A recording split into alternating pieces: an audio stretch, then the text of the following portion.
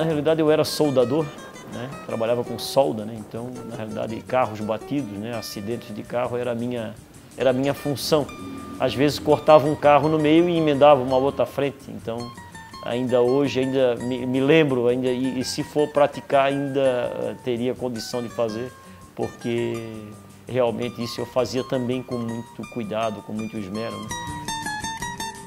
Em 1996 resolvemos fechar a oficina por conta de um estresse natural, cansaço e dar uma sequência de descanso de uns 3 meses.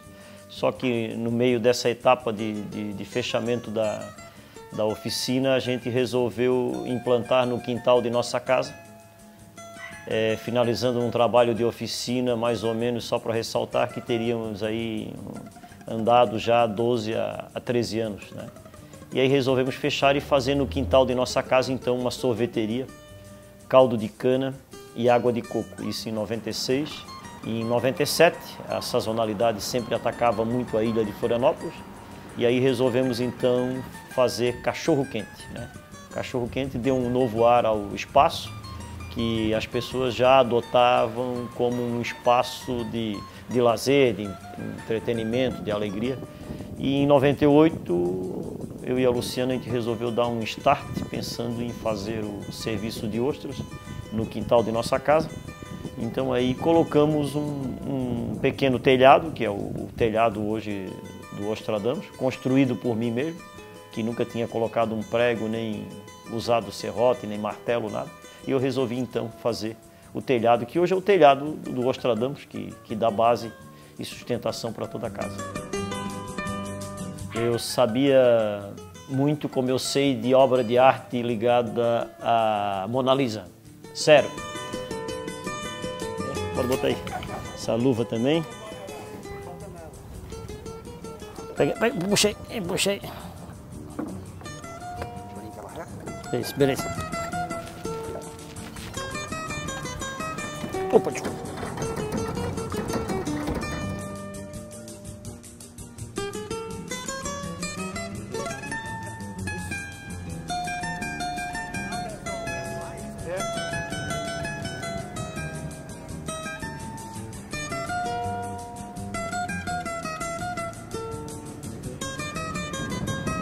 O Jonas, há 20 anos atrás, foi o nosso primeiro cliente no restaurante. Ele estudava agronomia, fazia faculdade de agronomia e já tinha muita especialização em laboratório de cultivo de moluscos marinhos.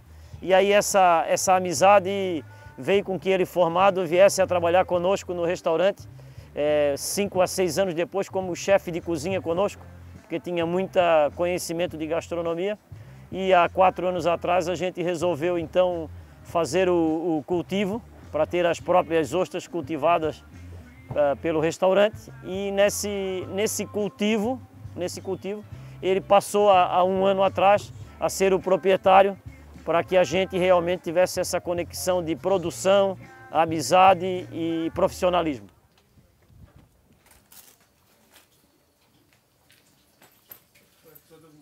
Sim, elas vêm da universidade para nós com 1,5 milímetros de tamanho. Essas aqui, elas já têm 15 dias de cultivo aqui na água. Então a gente coloca nessa estrutura que a gente chama de saquinho, que é um saquinho que tem em torno de 180 micras, 200 micras aqui de tamanho. Você percebe que tem tamanhos variados aqui dentro, ó. Tem ostras bem pequenas, né, e umas já um pouco maiores. Então ela cresce um pouquinho mais, a gente vai passando para maiores. Então dessas duas ela vai para essa segunda estrutura aqui, ó.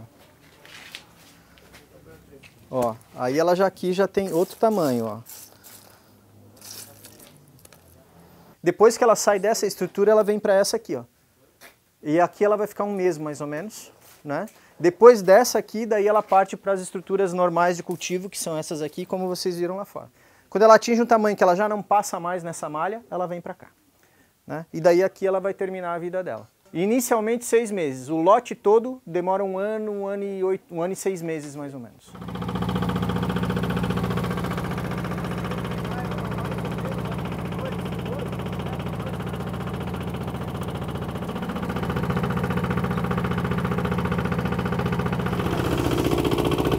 é riquíssima em proteína, né? Baixíssima gordura, muito rica em minerais. E ela tem zinco em grande quantidade, que é um precursor hormonal fantástico. Então, as pessoas associam o aumento de libido, né, a se sentir muito bem depois de comer ostras, em função dessa grande quantidade de zinco. Esse é o cesto de ostra, né? Nossa, como tá sujo. Quando vai se abrir uma ostra, tem que se ter a noção de que o músculo adutor, ele está aqui na parte superior e inferior, né? E que nada mais do que 1 centímetro aqui já atinge esse músculo que vai fazer a abertura, né? O que você tem que definição de uma concha que ela é côncava e plana. Normalmente abre-se por aqui, mas a gente utiliza esse formato aqui que para a gente fica mais fácil, né?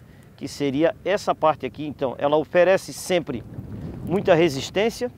Isso define que a ostra realmente ela está sadia, né? Oferecendo resistência para a sua abertura. Então aqui, ó, você desconcha a parte superior, né? Acertando o músculo adutor. O músculo adutor que eu falei seria esse aqui, ó. Esse músculo aqui que prende a casca superior, né? No seu canto bem direito, né? Frontal. E aí você define aqui todo o frescor da ostra, sendo que o coração dela está aqui pulsando. A gente não atingiu no corte o coração, estamos vendo aqui. Ela está bem viva, né?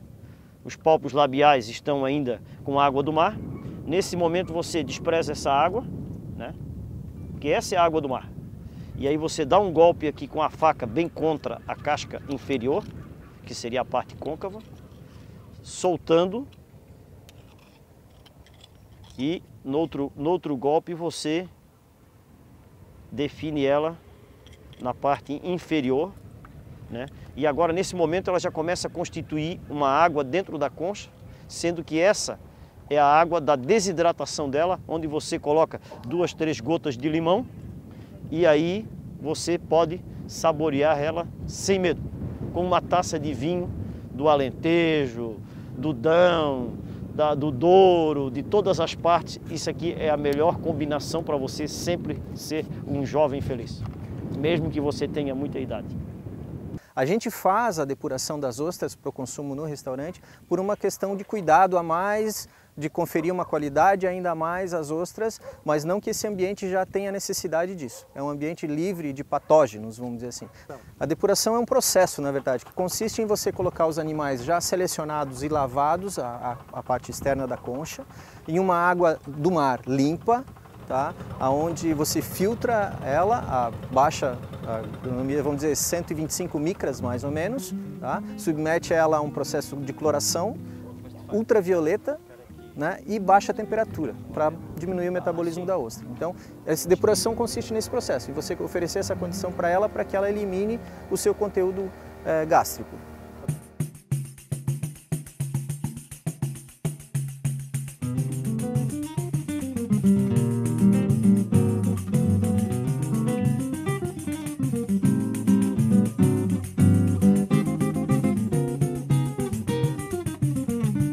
Hoje eu digo que trabalhar com o Jaime é muito tranquilo, porque além de ser ele patrão, ser dono do restaurante, um cara muito visionário hoje, ele é um cara amigo, que ele consegue observar os seus funcionários hoje. E trabalhar com ele hoje é uma coisa muito flexível, muito tranquila. Jaime não é patrão, é amigo, e a gente vai sempre conversando. Jaime sempre te dá palavras de incentivos, sempre no trabalho e na vida particular também. Então, não é patrão, Jaime é amigo.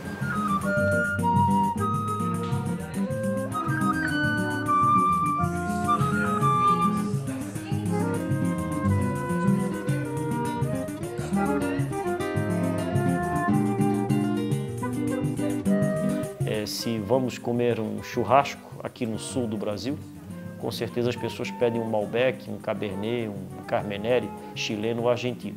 O sabor adocicado desses vinhos leva a pessoa a esses vinhos, e até porque o grau de lembrança está muito ligado à proximidade da extração dessa matéria-prima. Agora, quando se fala em gastronomia, eu acho que se entende que o vinho de Portugal, ele é a porta de entrada para se sentar a uma mesa. Então, eu acho que o vinho do entendimento com a mesa e com talheres, facas e sabores, eu acho que é Portugal.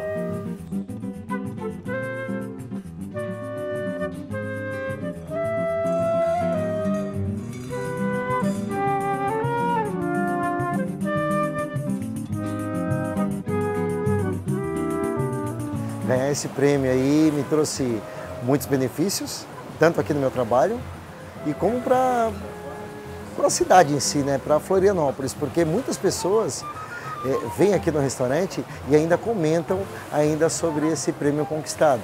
Então isso acaba trazendo novos clientes e mostrando para as pessoas o vinho alentejano para todo mundo.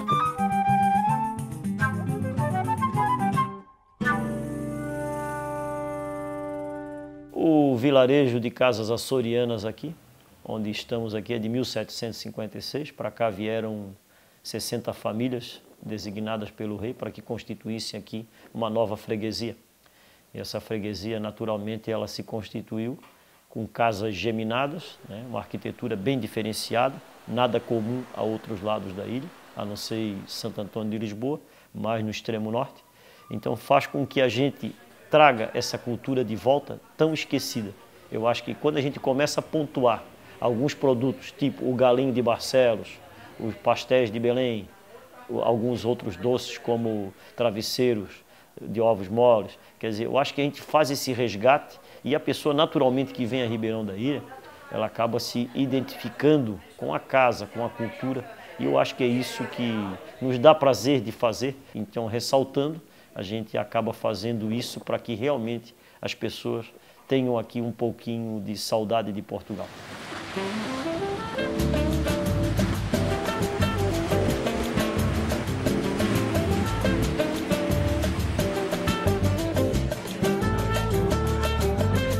Há quem sambe muito bem, há quem sambe por gostar. E hoje eu acho que é uma noite que vai marcar o Ribeirão da Ilha e Santa Catarina. Estamos fazendo aqui agora um happy hour regado a muito vinho alentejano e depois vamos seguir num jantar, uma queima de fogos, depois uma banda vai tocar aqui pra gente para brindar essa noite de vinhos alentejanos.